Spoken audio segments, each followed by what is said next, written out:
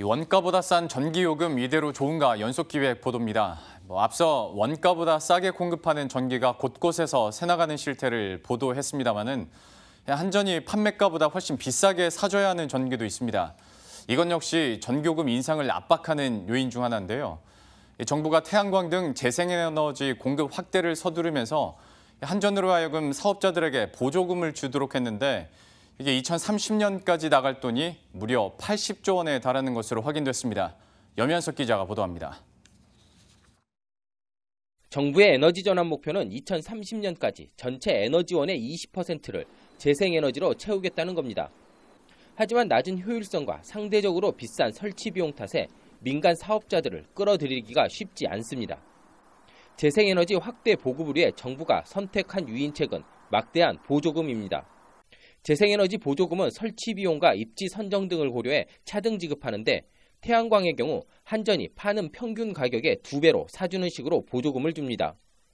태양광보다 설치가 까다로운 풍력은 평균 판매 가격보다 최대 3.5배, 에너지 저장 장치와 연계된 재생에너지는 4배에서 5배까지 비싸게 구매합니다.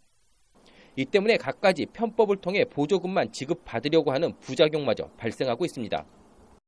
산업용의 경우에는 그렇지 않아도 문제가 되는 이제 원가 이하의 산업용 경부화 요금이 있습니다. 근데 그 경부화 요금의 절반 가격에 그 전기를 사용할 수, 그러니까 이 ESS에 저장할 때는 원가도 안 되는 경부화 요금의 절반 가격에 전기를 구매할 수가 있습니다.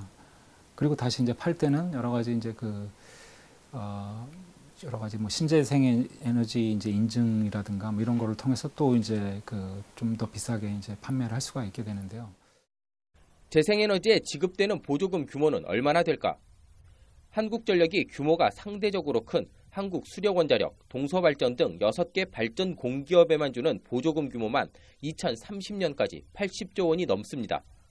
현 정범 출범 이후인 지난해 7월 재생에너지 확대를 속도감 있게 진행하기 위해 정부는 대형 발전 공기업들의 재생에너지 의무 공급량 비율을 10%에서 20%로 올렸습니다.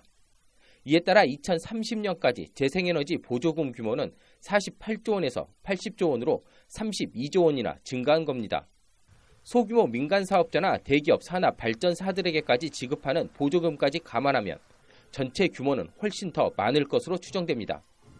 천문학적 수준의 보조금에 대한 부담은 전기 유통, 독점 사업자라는 이유로 한전에게 지워졌습니다.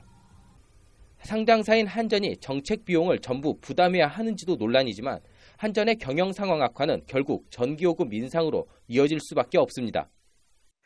작년만 보더라도 태양광에 한전이 지급한 금액이 킬로와트아워당 한 209원 정도가 되는데 한전은 그 전기를 팔아서 110원밖에 이제 못 벌었거든요.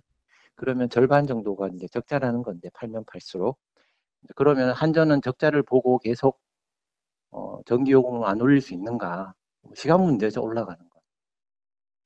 국민들에겐 누진제를 적용하면서 생산 원가보다 싸게 파는 전기는 곳곳에서 새나가고 있고 재생에너지엔 막대한 보조금을 얹어주는 불합리한 구조는 더 이상 방치할 수 없는 지경에 처했습니다. 머니투데이 방송 염현석입니다.